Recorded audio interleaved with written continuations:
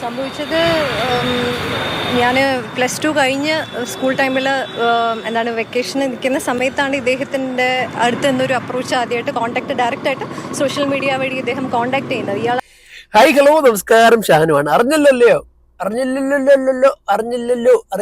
എല്ലാവരും അറിഞ്ഞുകൊണ്ടിരിക്കുവാണല്ലോ. ഹേമ റിപ്പോർട്ട് പുറത്തു വന്നതിന് ശേഷം പല തരത്തിലുള്ള താരങ്ങളുടെയും മുഖംമൂടി അഴിഞ്ഞ് വീണ്ടുകൊണ്ടിരിക്കുകയാണ് കേട്ടോ. പുറത്തു വരുന്ന വാർത്തകൾ ശരിയാണെന്നുണ്ടെങ്കിൽ നമ്മൾ മനസ്സിൽ കൊണ്ടു നടന്ന പല താരങ്ങളും യഥാർത്ഥ ജീവിതത്തിൽ ബിഗ് സീറോ ആയിക്കൊണ്ടിരിക്കുകയാണ്. ഹേമ റിപ്പോർട്ട് പുറത്തു വന്നപ്പോഴേ പല താരങ്ങളും പറഞ്ഞ കാര്യം എന്ന് പറഞ്ഞാൽ പഠിച്ചുകൊണ്ടിരിക്കുകയാണ്. ഇപ്പോൾ ഇതിനെക്കുറിച്ചൊന്നും പറയാൻ കഴിയില്ല, പഠിച്ചുകൊണ്ടിരിക്കുകയാണ്. സത്യം പറഞ്ഞാൽ മറ്റു വാർത്തകൾ പുറത്തു വന്നപ്പോഴാണ് നമുക്ക് ആ പഠിച്ചുകൊണ്ടിരിക്കുകയാണെന്നുള്ള കാര്യത്തിന്റെ അർത്ഥം മനസ്സിലായത്. കാര്യം ഞങ്ങൾക്കെതിരെ ഇത് എന്തായാലും വരുമെന്ന് അവർക്കറിയാം. എല്ലാം നല്ല മിടുക്കന്മാരാണല്ലോ. അപ്പൊ ഇതിനെതിരെ എന്ത് പറയണം എന്നുള്ളതാണ് ഇവർ പഠിച്ചുകൊണ്ടിരിക്കുക എന്ന് പറഞ്ഞാൽ. ഇത് സത്യം പറഞ്ഞാൽ ഇതിനിടയ്ക്ക് ഇപ്പൊ ആദ്യം വന്ന പേരെന്ന് പറഞ്ഞാല് 4 പേരുടെ പേരാണ് നമ്മൾ ആദ്യമായിട്ട് കേട്ടത്.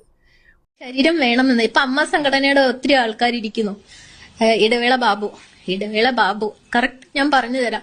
അദ്ദേഹം എന്നോട് പറഞ്ഞ ശരീരത്തെ കുറിച്ചുള്ള കാര്യങ്ങൾ തന്നെയാണ്. അഡ്ജസ്റ്റ്മെന്റ് ഉണ്ടെങ്കിൽ അമ്മയിൽ കയറുകയും ചെയ്യാം. 1.5 ലക്ഷം രൂപയൊന്നും വേണ്ട, അല്ലെങ്കിൽ ക്യാഷ് അടച്ചിട്ട് കയറണം.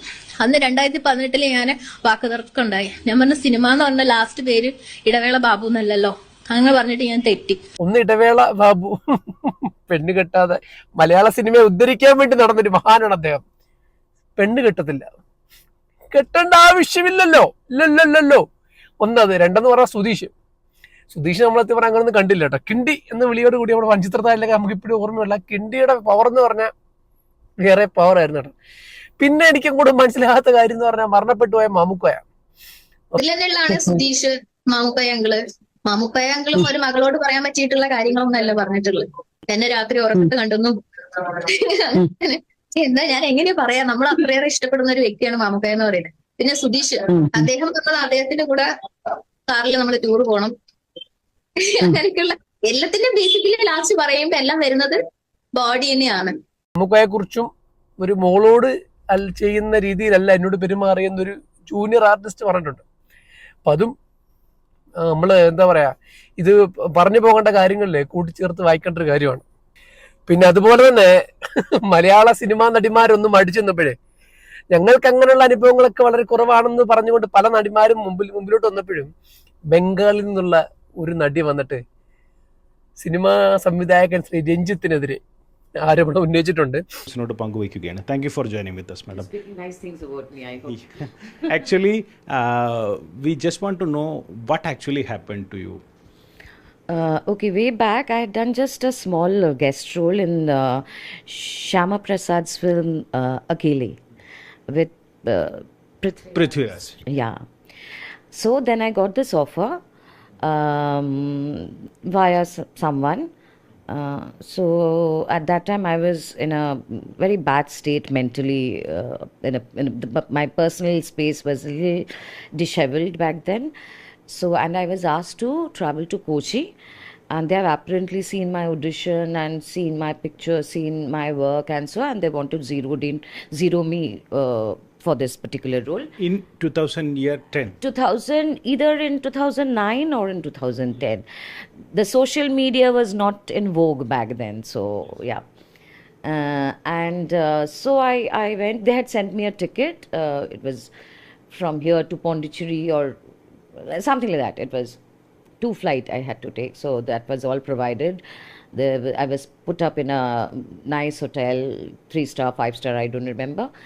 And I was supposed to go. I met the director in the morning, and we had done some photo shoot. We spoke about films, and he was quite educated, knowledgeable, and we spoke about random. And I was in such a state. I spoke about my bit of personal life, the state I was in. So Could you ready to take up the name? Who is that guy?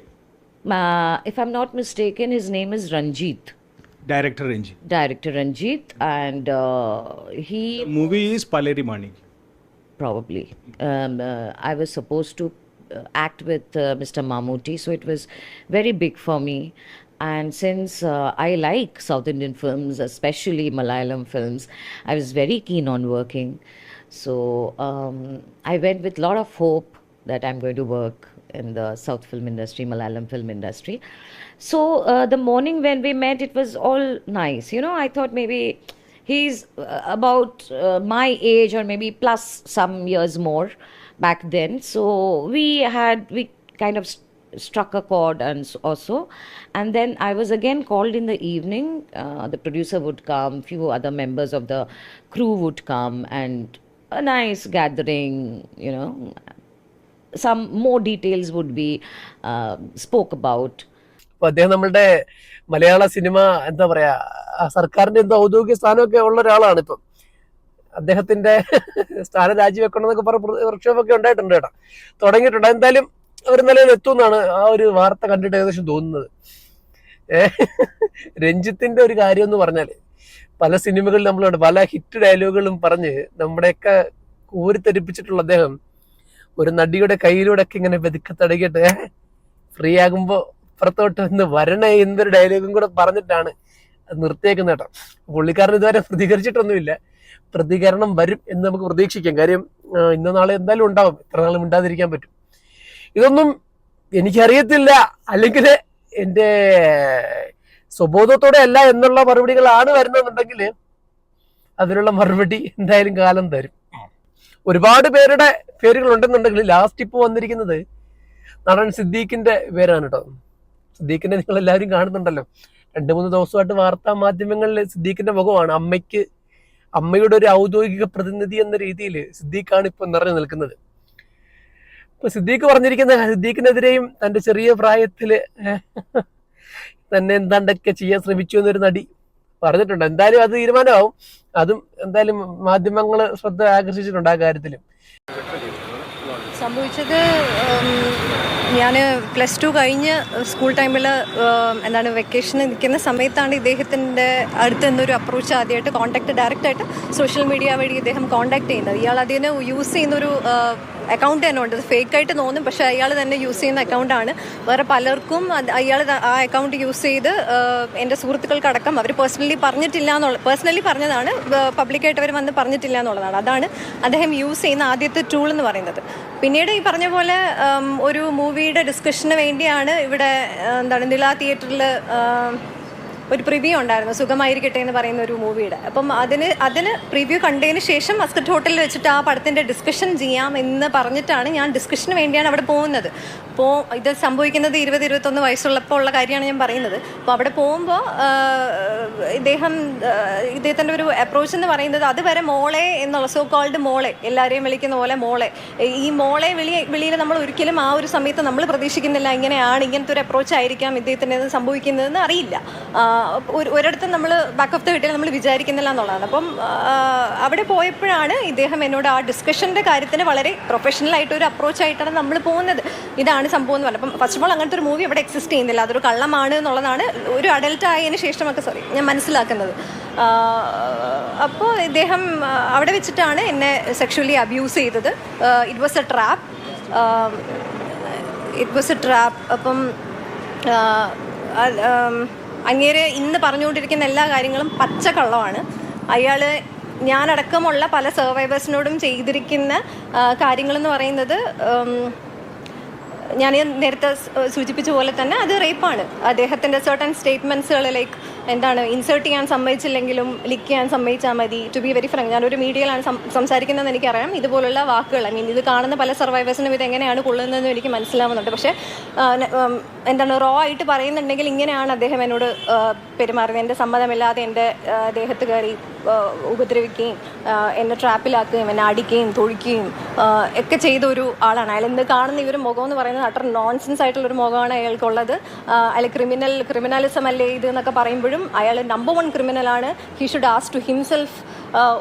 I hope that അയാളുടെ വീട്ടിൽ mirror ഉണ്ടായിരിക്കും, അല്ലെങ്കിൽ എനിക്ക് gift ചെയ്യാൻ താല്പര്യമുണ്ട്, ഒരു നല്ല കണ്ണാടി വാങ്ങിച്ചു കൊടുക്കാൻ താല്പര്യമുണ്ട്. കാര്യം സ്വന്തമായിട്ട് ഉറപ്പാണ് ഇങ്ങനെയുള്ള ആളുകൾ ഡെയിലി സ്വന്തമായിട്ട് അവരുടെ സെൽഫിനോട് പോലും കള്ളം പറഞ്ഞ് ജീവിക്കുന്ന ആൾക്കാരാണെന്ന് എനിക്ക് പറയാനുള്ളൂ. അത്രത്തോളം വേദന തന്ന് ഞാൻ അതിന് തിരിച്ചു കൊടുക്കേണ്ടി വന്നത് എൻ്റെ സ്വപ്നം, ആ സ്വപ്നമായിട്ട് ബന്ധപ്പെട്ട സമയം, ധാരാളം തരത്തിലുള്ള മെൻ്റൽ ഇഷ്യൂസ്, അതിലൂടെയൊക്കെ എനിക്ക് കടന്നു പോകേണ്ട ഒരു അവസ്ഥയായിരുന്നു. ഒരാൾക്കും ഇങ്ങനെ സംഭവിക്കരുത്. കാര്യം ഞാൻ മുട്ടിയ ഒരു ഡോറുകളും എനിക്ക് ഒരു തരത്തിലുള്ള ജസ്റ്റിസും തന്നിട്ടില്ല. Beat any one, beat any system, beat anything. എനിക്ക് ഒരിടത്തുനിന്ന് പോലും എനിക്കൊന്നും കിട്ടിയിട്ടില്ല. എനിക്ക് ആകെ ഉണ്ടായിരുന്നത്, ഈ ലോകത്ത് തന്നെ എനിക്ക് ആകെ ഉണ്ടായിരുന്നത്, ഒന്ന് എനിക്ക് വേണ്ടി ഞാൻ, രണ്ടാമത് എൻ്റെ അമ്മ, മൂന്നാമത് എൻ്റെ അച്ഛൻ. ഈ 3 വ്യക്തികളല്ലാണ്ട് എനിക്ക് ഒന്നും ഉണ്ടായിരുന്നില്ല.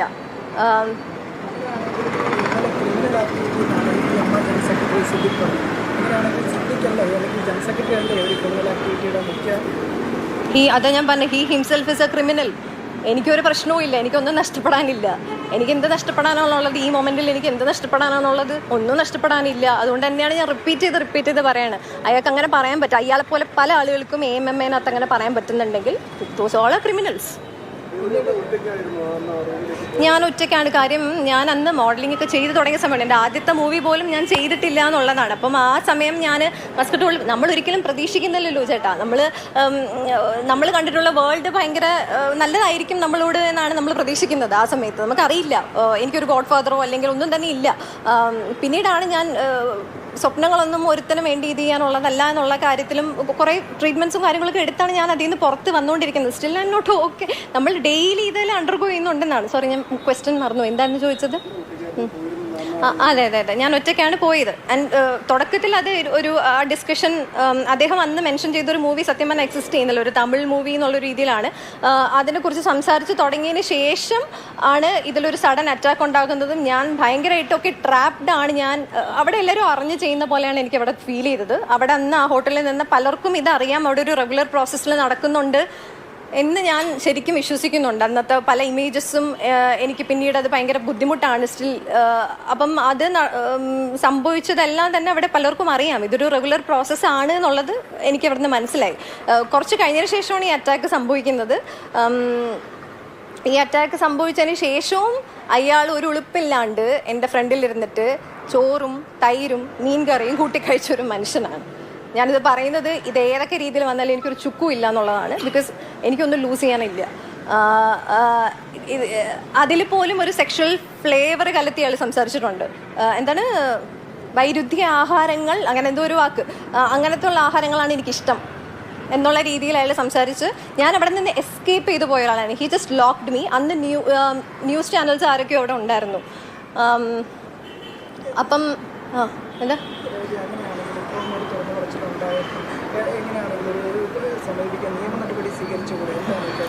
നിയമ നടപടികൾ എന്നൊക്കെ പറഞ്ഞ എന്താ? ഇവിടുത്തെ ഞാൻ 1, 2, 3 ആൾക്കാരുടെ അടുത്തൊക്കെ നിയമ നടപടി അവരുമായിട്ട് ബന്ധപ്പെട്ട് പല ക്രിമിനൽസിൻ്റെ പേര് ഞാനിങ്ങനെ പുറത്ത് പബ്ലിക്കായിട്ട് പറഞ്ഞിട്ടുണ്ട്. ഒരു സ്റ്റേറ്റ് എത്തിയപ്പോഴാണ്, 21 വയസ്സിൽ നടക്കുന്ന കാര്യം ഒരു സ്റ്റേറ്റ് എത്തിയപ്പോഴാണ്, ഒരു 3-4 കൊല്ലം മുമ്പെയാണ് ഞാനിത് പറഞ്ഞത്. അപ്പം ഇതുമായിട്ട് ബന്ധപ്പെട്ട് പല ആൾക്കാർക്കെതിരെയും ഞാൻ സോ കോൾഡ് ലീഗൽ കേസുകൾ എടുക്കാൻ വേണ്ടി മുന്നോട്ട് പോയപ്പോൾ തന്നെ ഇവിടെ എവിടെയാണ് സർവൈവർ സെൻറ്റേഡ് ആയിട്ടുള്ളൊരു സിസ്റ്റം ഉള്ളത്? ഇവിടെ ഒരിടത്ത് സർവൈവർ സെൻറ്റേഡ് ആയിട്ടുള്ളൊരു സിസ്റ്റം ഇല്ല. അവിടെ പോയപ്പം അവരുടെ ട്രോമ, അവരുടെ അടുത്ത വെർബൽ റേപ്പ്, പല റേപ്പിലൂടെ എനിക്ക് ആകെ എനിക്ക് കുറച്ച് കാലമേ ഉള്ളൂ. എനിക്ക് എൻ്റെ ഡ്രീംസിൻ്റെ പുറകെ പോകണം. ഇവന്മാരുടെ നിന്ന് പുറകെ എനിക്ക് നടക്കാൻ സമയമില്ല, സ്വസ്ഥതയുമില്ല, മാനസിക ഒരു സ്ട്രെങ്തും ആ സമയത്ത് ലൈക്ക് മനുഷ്യനാണ്. അതുകൊണ്ട് ഞാൻ പോയില്ല. 2019 ഇതുമായി ബന്ധപ്പെട്ടുള്ള FB പോസ്റ്റ് ഇടുന്നത്. അപ്പോൾ പരസ്യമായി തന്നെ അതിനകത്ത് കാര്യങ്ങൾ വിശദീകരിച്ചിട്ടുണ്ട് രേവതി. അപ്പോൾ അതിനുശേഷം സിദ്ദിഖ് എന്ന് പറയുന്ന വ്യക്തിയിൽ നിന്നും എന്തെങ്കിലും തരത്തിലുള്ള ഭീഷണികൾ നേരിടേണ്ടി വന്നിട്ടുണ്ട്? സിദ്ദിഖിന്റെ റെസ്പോൺസ് തന്നെ എനിക്ക് ഭയങ്കര നോൺസെൻസും അതിനൊക്കെ അപ്പുറത്ത് എനിക്ക് ചിരി വന്നൊരു റെസ്പോൺസാണ്. അയാൾ പറഞ്ഞത് അതൊക്കെ ഇപ്പൊ ലൈവായിട്ട് പൊക്കോണ്ടിരിക്കുന്നുണ്ട്. എന്താകുമെന്നുള്ളത് കണ്ടറിയാം. അതിനിടയ്ക്ക് എനിക്ക് ഏറ്റവും ഇഷ്ടപ്പെട്ട കാര്യം എന്താണെന്ന് വെച്ചാൽ ജഗദീഷ് ഈ ഒരു കാര്യത്തിൽ വളരെ വ്യക്തമായിട്ട് അഭിപ്രായം പറഞ്ഞു കേട്ടോ. അതായത് ഇത് ഈ വാർത്തകൾ കേൾക്കുമ്പോഴേ, അല്ലെങ്കിൽ ഇങ്ങനെ റിപ്പോർട്ട് വന്നതിന് ശേഷം അമ്മ ഇത്ര നാൾ മിണ്ടാതിരുന്നതിന്, അമ്മ എന്ന സംഘടന മിണ്ടാതിരുന്നതിന് അദ്ദേഹം മാപ്പ് പറഞ്ഞിട്ടാണ് അദ്ദേഹം ഈ വാർത്താ സമ്മേളനം തുടങ്ങിയത് തന്നെ. അതുപോലെ തന്നെ അദ്ദേഹം പറഞ്ഞിരിക്കുന്നത് ഈ സ്ത്രീകൾക്കെതിരെയുള്ള ആക്രമണം എന്താ പറയാ, ഈ ഒറ്റപ്പെട്ട സംഭവമാണെന്നൊക്കെ പറഞ്ഞ് തള്ളിക്കളയാതെ അമ്മ ഇതിനെതിരെ കർശനമായ നടപടി എടുക്കണമെന്ന് പറഞ്ഞു കേട്ടോ. അപ്പൊ എന്തായാലും നല്ല രീതിയിൽ തന്നെ അദ്ദേഹം ഒരു വിഷയം കൈകാര്യം ചെയ്തു. കാര്യം അദ്ദേഹത്തിന് ആരെയും ഭയക്കേണ്ടതില്ല എന്നുള്ള ഒരു എന്താ പറയാ ഒരു കാര്യം അദ്ദേഹത്തിന്റെ സംസാരത്തിലുണ്ടായിരുന്നു. നമുക്ക് തീർച്ചയായിട്ടും അദ്ദേഹത്തിന് ക്ലീൻ ഷീറ്റ് കൊടുക്കാൻ പറ്റുന്ന ഒരാൾ തന്നെയാണ് ജഗദീഷ് എന്ന് പറഞ്ഞത്. പറയാൻ പറ്റില്ല, നമ്മൾ ഒരുപാട് എന്താ പറയാ സ്നേഹത്തോടെയും അല്ലെങ്കിൽ ഒരുപാട് ആരാധനയോടൊക്കെ കണ്ടിരുന്ന പല താരങ്ങളുടെയും പേരുകൾ വന്നുകൊണ്ടിരിക്കുകയാണ്. എന്തായാലും ഈ റിപ്പോർട്ട്, പൂർണ്ണമായ റിപ്പോർട്ട് ഹൈക്കോടതി ആവശ്യപ്പെട്ടിട്ടുണ്ട്. പൂർണ്ണമായ റിപ്പോർട്ടൊന്നും നമ്മൾ ആർക്കും കിട്ടിയിട്ടില്ല കേട്ടോ. കാര്യം ഇതിലെ പല താരങ്ങളുടെ പേരൊക്കെ ഒഴിവാക്കിയിട്ടാണ് റിപ്പോർട്ട് പുറത്തു വന്നിരിക്കുന്നത്. ഈ താരങ്ങളുടെ പേരുകൾ ഉൾപ്പെടെ പുറത്തു വരുമ്പോൾ സത്യം പറഞ്ഞാൽ മലയാള സിനിമ നിന്ന് കത്തിയിരിക്കും. കാര്യം അതിനുള്ളതെല്ലാം ഇത് ചെയ്തു വെച്ചിട്ടുണ്ട്. അമ്മ എന്ന് പറഞ്ഞ സംഘടനയിൽ അംഗത്വം ലഭിക്കണമെന്നുണ്ടെങ്കിൽ 2 ലക്ഷം രൂപ കൊടുക്കണം. ആ പൈസ ഇല്ലെങ്കിലും കുഴപ്പമില്ല, ഒന്ന് സഹകരിച്ചാൽ മതിയെന്നാണ് ഇടവേള ബാബുവിനെ പോലെയുള്ള ചെറ്റകള് പറഞ്ഞിരിക്കുന്നത്. അവരത് പബ്ലിക്കായിട്ട് പറയുന്നുണ്ട് കേട്ടോ. അപ്പൊ ഇത്രത്തോളം നെറുകേട് കാണിച്ചിട്ട് ഒരു സ്ഥാനത്തിരിക്കുമ്പോഴേ മലയാള സിനിമയെ ഉദ്ധരിക്കാൻ വേണ്ടി ഇരിക്കുന്നവർ ചിന്തിക്കേണ്ട കാര്യം, ഈ മലയാള സിനിമ എന്ന് പറഞ്ഞാല് നിങ്ങളെപ്പോലുള്ള 4-5 താരങ്ങൾ മാത്രമുള്ളത് കൊണ്ടല്ല. ഈ ഏത് സിനിമ ഇറങ്ങിയാലും അത് ഓടിപ്പോയി ടിക്കറ്റും സ്വന്തം കീശയിലെ പൈസ മുടക്കി കാണുന്ന കോടാനുകോടി ആൾക്കാരുടെ കൈകളിലാണ്, അല്ലെങ്കിൽ ആ നിലനിൽപ്പിലാണ് മലയാള സിനിമ നിലനിൽക്കുന്നത്. അല്ല നിങ്ങളുടെ എന്താ പറയുക താരപരിവേഷത്തിലോ അല്ലെങ്കിൽ ഗ്ലാമറസ് സിറ്റുവേഷനിലൊന്നും അല്ല മലയാള സിനിമ നിൽക്കുന്നത് കേട്ടോ. നിങ്ങൾ മാത്രം അഭിനയിച്ചിട്ട് ഇറക്കുന്ന സിനിമകൾ ഞങ്ങൾ കാണുന്നില്ലെന്ന് തീരാവുന്നതേ ഉള്ളത്. അപ്പോഴ് നിങ്ങളുടെ എന്താ പറയുക, നിങ്ങൾ ഈ കാര്യങ്ങളിൽ ഇടപെടുന്ന രീതിയും അതുപോലെ തന്നെ ഈ ആരോപണ വിധേയരായിട്ടുള്ള ആൾക്കാരെ നിങ്ങൾ എന്ത് ചെയ്യുന്നു എന്നുള്ളതും നിങ്ങളെക്കാൾ കൂടുതലായിട്ട് ഇവിടുത്തെ ജനങ്ങൾ നോക്കിക്കാണുന്നുണ്ട്. അതനുസരിച്ചായിരിക്കും തീർച്ചയായിട്ടും ഇനി മലയാള സിനിമയുടെ മുന്നോട്ടുള്ള പോക്കും. എന്തായാലും കാത്തിരിക്കാം അവരുടെ എന്താകും മലയാള സിനിമയ്ക്ക് സംഭവിക്കുക എന്നുള്ളതും. ഈ റിപ്പോർട്ട് പൂർണ്ണമായിട്ട് പുറത്തു വരുമ്പോൾ ആരുടെയൊക്കെ മുഖംമൂടി അഴിഞ്ഞു വീഴും എന്നുള്ളതും നോക്കിയിരുന്നാണ്. എന്തായാലും പുതിയൊരു വീഡിയോ ആയിട്ട് വീണ്ടും കാണാം. അതുവരേക്കും ഗുഡ് ബൈ.